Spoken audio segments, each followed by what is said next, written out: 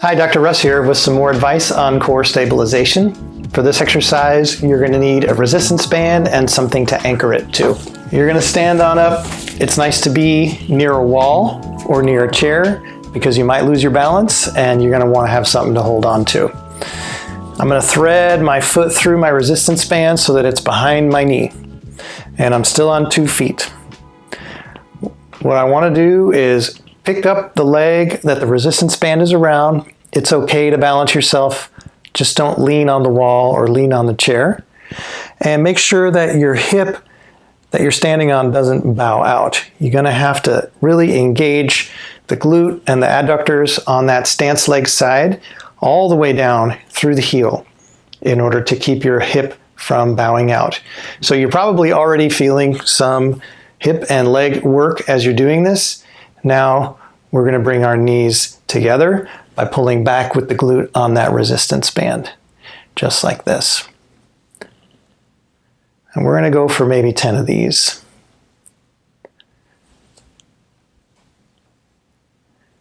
It's not a huge amount of resistance. It's just enough to pull against. This is where we get into the distinction between take a rest, core strengthening, and core stabilization. In core strengthening, we're going to use complex body movements like deadlifts or squats or pull-ups in order to increase the amount of power that can be generated by the muscles in the abdominal region and in the lower back and hip region.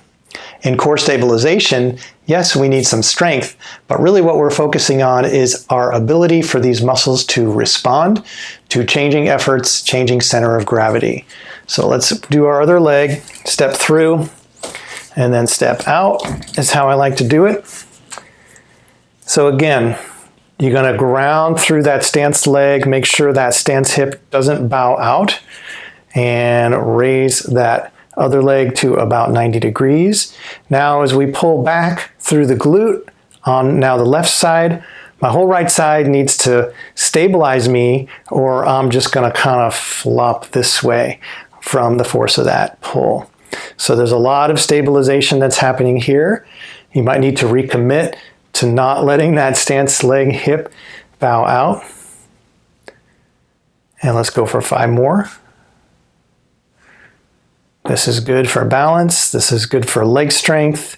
It's good for hip strength.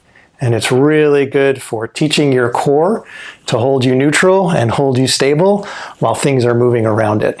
I hope you try this. I hope it helps you. Thanks for watching.